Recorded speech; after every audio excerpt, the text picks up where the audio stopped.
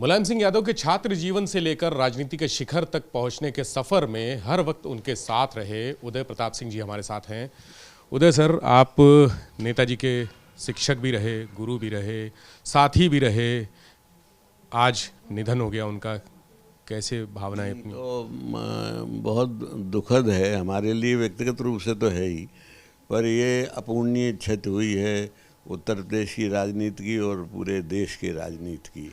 उन जैसा प्रतिभा संपन्न नेता कम पैदा हुए हैं और कम पैदा होते हैं। उनसे मेरा संबंध छात्र जीवन से था। वो मेरे छात्र भी रहे, फिर बाद में मेरे साथ वो अध्यापक भी रहे, फिर वो हमारे नेता भी रहे और उनको मैंने पढ़ाया, ये तो बात सही है, लेकिन वो बचपन से ही उनके अंदर एक बहिर्मुखी प्रतिभा थी। जो नेता बनने के गुण होते हैं वो सबसे।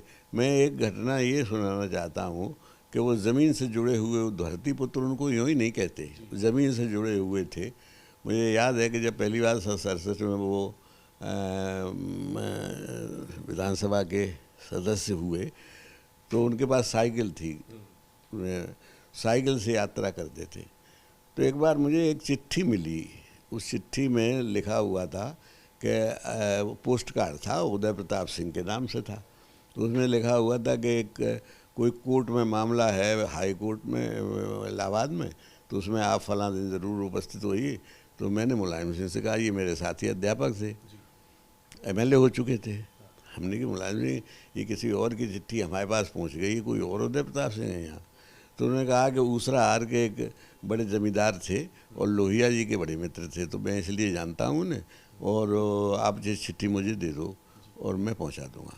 तो मैंने कहा कैसे पहुँचा दो? बोले हमें तो शादियाँ अटेंड करनी है आज बहुत सी, और हम साइकिल से जाएंगे देते हुए और उनको देते हुए फिर लौटे आएंगे। विधायक बनने के बाद वो साइकिल से? विधायक बनने के बाद 60 किलोमीटर साइकिल, अगर उनको 20 शादियों में जाना है, लड़कियों की में, लड़कों की में, किसी की में भी, तो वो एक अपना नक्शा बना लेते थे, इधर से चलेंगे, इधर से निकलेंगे, इधर से निकलेंगे।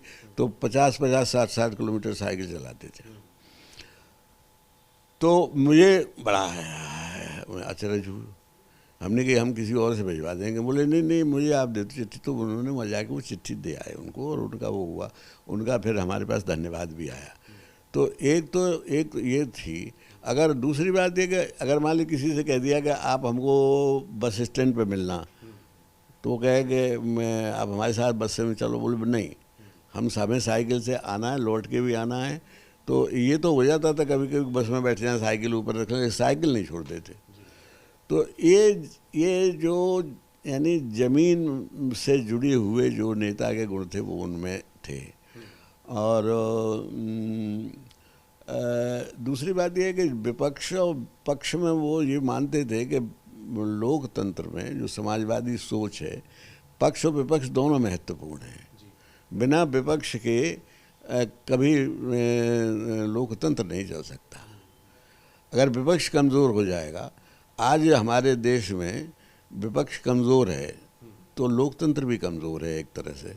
ये हम नहीं कह रहे, लोकतंत्र में ये दुनिया के देशों में हमारा ये स्थान लोकतंत्र में 150वां आ गया। तो क्यों आ गया? क्योंकि हमारा विपक्ष कमज़ोर है।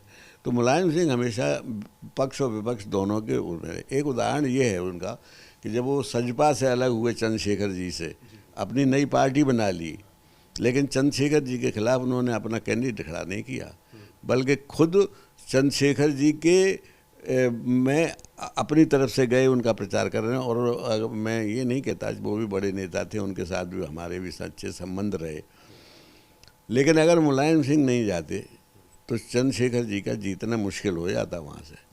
तो ये उनका कमाल था कि जिससे अलग हो गए, फिर भी अलग नहीं हुए राजनीति की वजह से। तो ये जो सोच, इस तरह की सोच कम लोगों में होती है। तो ये इस तरह की अगर बातें हम गिने तो 50 ऐसी बातें हैं। ये कहा जाता है कि वो राजनीति में कभी किसी को दुश्मन नहीं मानते थे, सभी को उन्होंने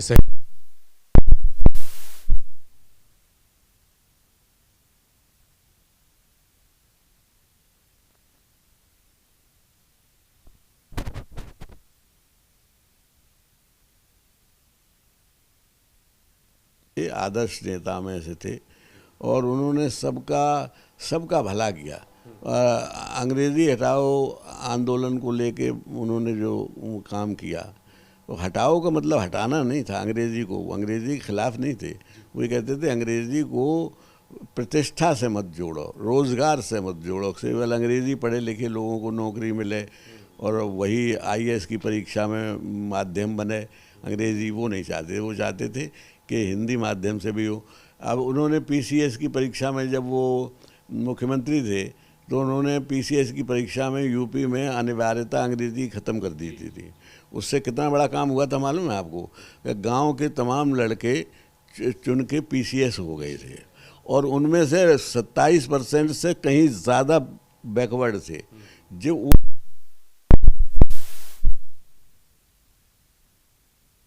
लेकिन ये जो दूरदृष्टि थी वो उनमें थी और कई बातों में थी।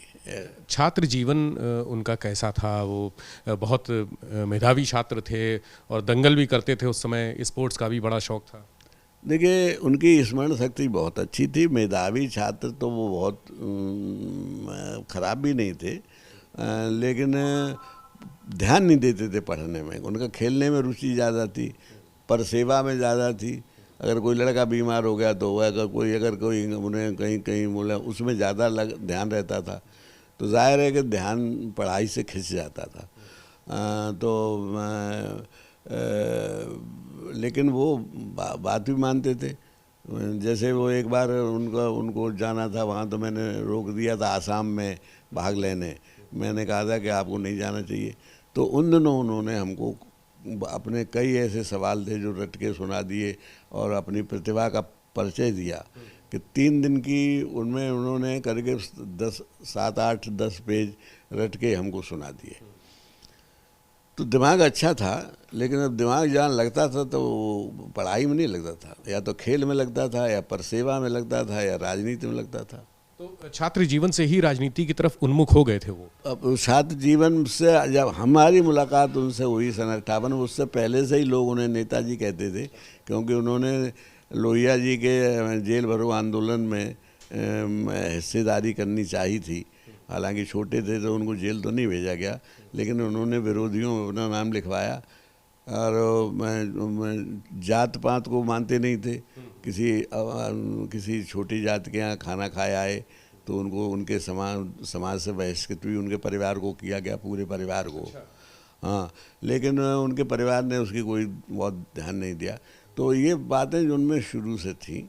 और दूसरी बात यह है कि दूसरे के दुख को समझना और उसमें रहना। वो किसी की खुशी में शामिल हुए हों न हुए हों, पर गम में शामिल ज़रूर होते थे, ये उनका नियम था। अच्छा, वो तो प्रधानमंत्री बनते बनते रह गए। ये किस्सा भी आपको याद होगा जब उनका नाम चल रहा था। मैं उस समय खुद राजनीति में था, बल्कि आपको ये बता दूं कि मैं 10वीं और 11वीं लोकसभा में लोकसभा का सदस्य था। जब 13वीं लोकसभा का चुनाव आया तो इन्होंने मुलायम सिंह जी ने कहा कि लोग हम पर प्रेशर डाल रहे हैं कि हम केंद्र की सरकार में, केंद्र की राजनीति में आएँ, तो इसके लिए हम लोकसभा में जाना चाहते हैं। तो अब सब लोग बैठे थे, तो सबसे पूछा उन्होंने कि कहाँ से लड़ें हम। छोटे सिंह ने कहा कि फर्रुखाबाद से लड़ो, कहीं ने किसी से बताया। हमने कहा मुलायम सिंह से, हमने कि देखो ऐसा है कि एक तो हमारी रुचि नहीं है ज़्यादा राजनीति में, और दूसरी बात है कि मैनपुरी से जब हम जैसा आदमी जो गैर राजनीतिक है कि सिर्फ कविता लिखता है वो जीत गया आपके नाम पर, तो आप तो बहुत ज़बरदस्त जीतेंगे, तो आपको मैनपुरी से लड़ना चाहिए। तो उन्होंने हमारी बात मान ली और वो मैनपुरी से चुनाव लड़े और मैनपुरी से जीत गए। और फिर वो कभी हारे ही नहीं, मैनपुरी से बराबर एमपी रहे। ये 17 में ऐसा हुआ कि हरकिशन सिंह सुरजीत जो उसके कम्युनिस्ट पार्टी के थे, और बसु जी जो मुख्यमंत्री थे बंगाल के, उन लोगों के समझ में ये आता था कि समाजवादी पार्टी की नीतियां जो हैं वो कम्युनिस्ट पार्टी के सबसे नज़दीक हैं, और समाजवादी पार्टी में एक प्रतिभा संपन्न आदमी है। तो जो चीफ मिनिस्टर बंगाल के थे उन्होंने, और सुरजीत सिंह, हरकिशन सुरजीत, इन दोनों लोगों ने इनका नाम प्रस्ताव रखा था। लेकिन कुछ लोगों ने, उसमें लालू भी थे, शरद भी थे, इन लोगों ने, ये भी उस वक्त जनता दल में थे, तो इन लोगों ने अब क्या वजह रही हो तो वो जाने, कुछ साथ नहीं दिया, और फिर उसमें देवगौड़ा जी चुन लिए गए।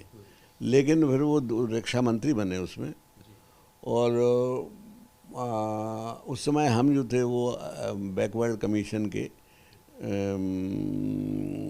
सदस्य थे, नेशनल बैकवर्ड कमीशन के। तो मैंने ये देखा कि रक्षा मंत्री के रूप में भी उन्होंने रक्षा मंत्रालय में पहली बार हिंदी में काम करवाया। वहीं मेरी एक दिन मैं इनसे मिलने गया था, तो वहाँ पर अब्दुल कलाम साहब जो बाद में हमारे राष्ट्रपति बने, वो उस समय विशेषज्ञ थे, रक्षा विशेषज्ञ, तो वो बैठे थे। तो उनकी मुलायम सिंह जी की बात हो रही थी, मैं सुन रहा था। वो ये कह रहे थे कि वैसे तो आप अंग्रेज़ी में, हिंदी में नहीं लिख पाएंगे, तो आप पूरा पत्र अंग्रेज़ी में लिखा करें, लेकिन दस्तखत हिंदी में कर दिया करें। हिंदी लिखना, आप दस्तखत करना सीख जाइए हिंदी में बस। तो उन्होंने कहा कि हम सीख जाएंगे। फिर वो जब यहाँ आए थे सैफई में, तो ये बात उन्होंने कही भी कि हमको मुलायम सिंह ने हिंदी पढ़ना सिखाया। तो कमिटमेंट, जिस किसी बात में उनका कमिटमेंट हो, राजनीति में कमिटमेंट है, किसानों के प्रति कमिटमेंट है, हिंदी के प्रति कमिटमेंट है, लोकतंत्र के प्रति कमिटमेंट है, संविधान के प्रति कमिटमेंट है, उस कमिटमेंट को, आम जनता के प्रति कमिटमेंट है, उसको वो कभी भूले नहीं और उसे उसका निर्वाह करते थे। यही उनमें गुण था कि वो अपने विपक्षियों की भी उससे मित्रता रखते थे और अपने लोगों का बहुत ध्यान रखते थे। अच्छा सर, नेताजी पर हमला भी हुआ, जब बताते हैं कि गोली वोली चली थी। एक बार हमला नहीं हुआ, नेताजी पे 4 बार हमले हुए हैं, और एक बार तो बहुत ज़बरदस्त हुआ था और षड्यंत्र था। असल में उस वक़्त बलराम सिंह जी और इनसे शुरू से लड़ाई थी, इनके विद्यार्थी जीवन से ही। अब वो कांग्रेस के बड़े नेता हो गए थे। बाद में मुलायम सिंह जी ने उनको भी समाजवादी पार्टी में 2 बार मैनपुरी से अपनी सीट देके, और से चूँकि हमसे सीट ली थी, तो जब बलराम सिंह को टिकट दिया तो हमसे पूछा कि हम बलराम सिंह को टिकट देना चाहते हैं, तो हमने कहा आप दे दो, हमको क्या मतलब है। कहने लगे कि नहीं नहीं, हमने आपसे लीजिए तो आपसे पूछ के देंगे। तो हमने कहा कि दे दीजिए आप। तो हमसे उन्होंने कहा कि पर एक बात है, आपको रहना पड़ेगा उनके चुनाव में, वरना वो जीत नहीं पाएंगे। लोग अगर ये समझेंगे कि आप साथ नहीं हैं। तो हमने कहा हम देखो, आप कह रहे हो तो हम चले जाएंगे, लेकिन हमको जाना नहीं चाहिए वैसे, क्योंकि हम बैकवर्ड कमीशन के मेंबर हैं और वो हम आचार संहिता में आती है। तो उन्होंने कहा कि नहीं, ऐसा है कि एक आध दिन में बैठ जाना। तो हम, यानी हालत ये थी उनकी कि बलराम सिंह को न केवल लिया, बल्कि उनका फिर प्रचार भी इस तरह किया।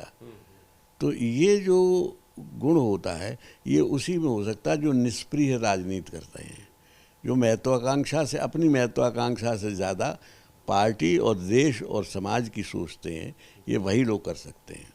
अच्छा, उनके जीवन में 2 अध्याय बड़े बुरे माने जाते हैं। एक तो विवादित ढांचा का जो विध्वंस हुआ, और दूसरा गेस्ट हाउस कांड। उसको किस नज़र से देखते हैं? विवादित ढांचे में उनका कोई गलत काम नहीं था, कोई गलत काम नहीं था। विवादित ढांचे में जो हुआ था वो बड़े लोगों की साजिश थी। उसमें मुलायम सिंह उसमें शिकार बन गए। जब सुप्रीम कोर्ट ने एक जजमेंट दे दिया था कि यहाँ पर यथास्थिति रखी जाएगी, तो मुख्यमंत्री का ये दायित्व था कि वो यहाँ यथास्थिति रखते। उन्होंने अपनी पुलिस से कह दिया कि यहाँ यथास्थिति रखी जाए। अब उस ढांचे को पर कुछ लोग चढ़ने लगे और गोली चल गई और उसमें वो मारे गए, तो उसका दुख तो सबको हुआ। मुलायम सिंह ने भी जाहिर किया, हमने सब ने किया। बल्कि जब बढ़ा चढ़ा के नाम बता रहे थे, तो मैंने तो लोकसभा में खड़े होकर कहा था, अडवाणी जी उस वक्त रथ यात्रा वो थे, मैंने कहा अडवाणी जी ज़्यादा नाम, बड़ी लिस्ट बस बताइए, अगर 16वें से 17वां नाम 18वां निकाल दें आप, तो या तो आप छोड़ देना राजनीति, हम छोड़ देंगे। आप क्यों बढ़ा चढ़ा के कहते हैं? तो ये सब होता रहा है राजनीति में। लेकिन मुलायम सिंह ने जो उसे किया उसके लिए वो दोषी मैं उनको नहीं मानता। हालांकि उनको इस्तीफ़ा देना पड़ा, और वो इस्तीफ़ा देते समय उन्होंने वो सब कहानी भी बताई कि किस प्रकार वीपी सिंह ने हमको भेजा था और कैसे हमने जिद करके उन साधुओं को छुड़वाया। ये सब बातें हुई, वरना इन्होंने वो साधु सब अरेस्ट कर रखे थे जो बाद में अंडरग्राउंड हो गए, और जिन्होंने वो जिसकी वजह से वहाँ गोली, तो हम भी थे क्योंकि हमने वीपी सिंह के कहने से इन पे जोर डाला था। लेकिन मुलायम सिंह उसके लिए दोषी नहीं थे। वीपी सिंह की बात कर रहे हैं आप, थोड़ा दृष्टांत बता दीजिए कि क्या था कुछ। जब पूरा घटनाक्रम हो रहा था तब तो आप सब साथ में रहे। गृह मंत्री थे राही जी, वो गए थे मुलायम सिंह के पास ये कहने कि ये इन साधुओं को छोड़ दो तो इनसे बातचीत करें हम, और शायद कोई हल निकले। वो निकला नहीं, वो उन्होंने छोड़ा नहीं। तो वीपी सिंह जी ने हमसे फिर कहा कि आप जाइए, आप कहीं। तो हमने फिर मुलायम सिंह को कहा, हमने कि अगर इतिहास लिखा जाएगा तो उसमें ये लिखा जाएगा कि आपकी ज़िद की वजह से बातचीत नहीं हो पाई और हल नहीं निकल पाया, तो क्यों लेते हैं? जब वीपी सिंह कह रहे हैं तो छोड़ दीजिए आप। तो उन्होंने छोड़ दिया, लेकिन ये हमसे कह के छोड़ा कि ये सब अंडरग्राउंड हो जाएंगे और हमारे लिए मुसीबत पैदा कर देंगे। और वही मुसीबत की वजह से फिर वो 30 नवंबर को गोली चली। तो उसके बाद जो परिस्थितियां पैदा हुई उसमें नेताजी का क्या रुख रहा? जब उनको कहा गया कि इन्होंने, क्या कहा गया? नेताजी के ऊपर ब्लेम लगा कि इन्होंने गोली चलवा दी, राम भक्तों कार सेवकों पर गोली चलवा दी। नेताजी क्यों कहें? ये तो समझदार आदमी को समझना चाहिए कि राम के भक्त तो नेताजी भी हैं। हमने राम पर 100 छंद लिखे हैं, उसमें कोई दोष मुलायम सिंह का नहीं है। क्यों? क्योंकि सुप्रीम कोर्ट का जजमेंट था, तो सुप्रीम कोर्ट के जजमेंट की वजह से इनका क्या दोष था? एक बात। दूसरी बात, उन्होंने कभी मना किया कि मां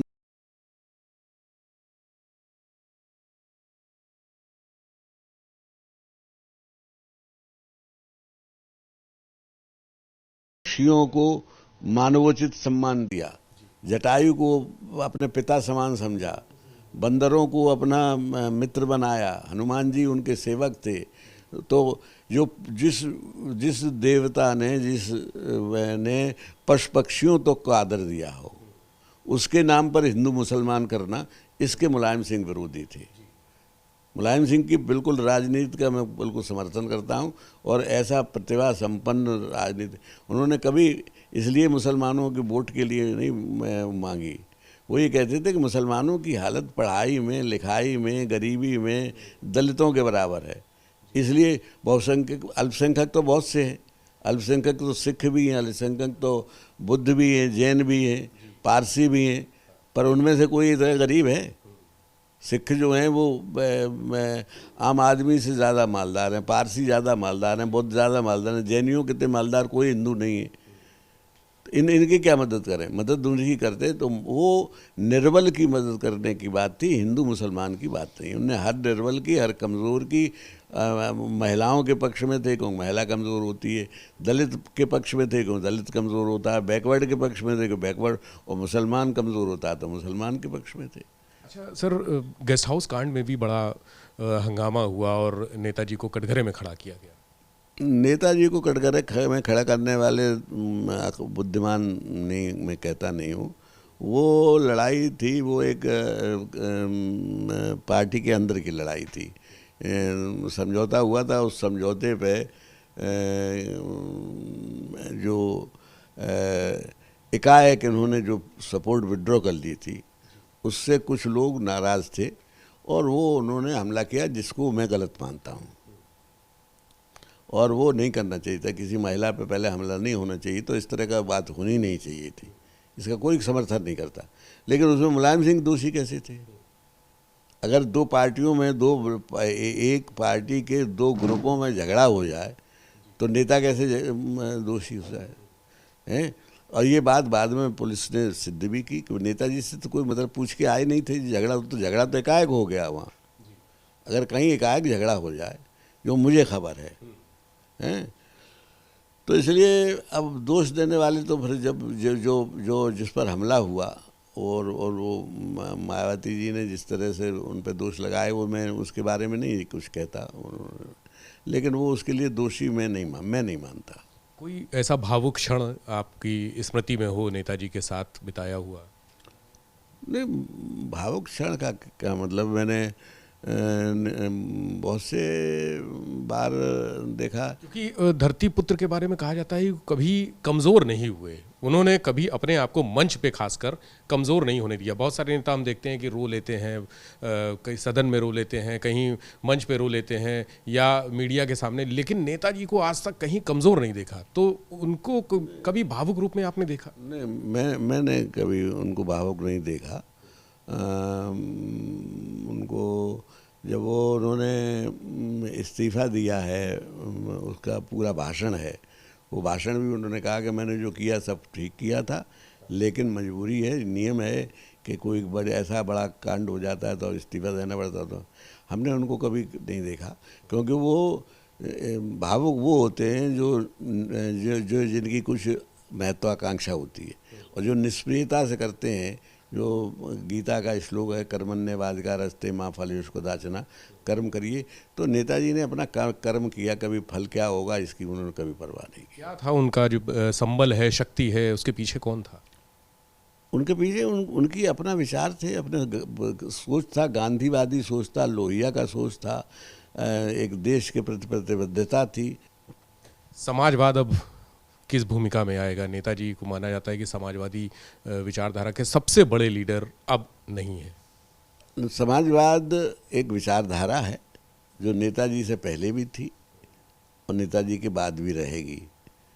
भगत सिंह समाजवाद के समर्थक थे, गांधी जी समाजवाद के समर्थक थे। उनमें आपस में हिंसा और अहिंसा के ऊपर मतभेद था, लेकिन दोनों समाजवादी थे।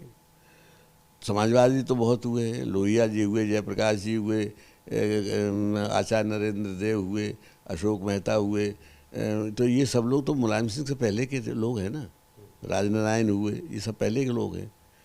और बाद में जो आएंगे समाजवाद एक विचारधारा है जो प्रस्फुटित होगी और समय के साथ साथ उसमें बदलाव भी आएंगे। तो इसलिए समाजवाद को वो सब बड़े समाजवादी थे, बड़े नेता थे, लेकिन समाजवाद उनके बाद भी फलेगा फूलेगा और समाजवाद उनसे पहले भी था। बहुत शुक्रिया। उदय प्रताप जी हमारे साथ थे, जो मुलायम सिंह यादव के सफ़र में हर कदम साथ रहे और उन्होंने हर क्षण जिया। जब नेताजी मुश्किल के दौर में थे तब भी उदय प्रताप सिंह जी उनको हिम्मत देते रहे, संबल देते रहे। छात्र जीवन से लेकर राजनीति के शिखर तक का वो सफ़र जो उन्होंने सुनाया, वो शायद ऐसा अनुभव किसी के पास नहीं है। कैमरा सहयोगी प्रमोद के साथ विवेक त्रिपाठी, एबीपी गंगा, लखनऊ।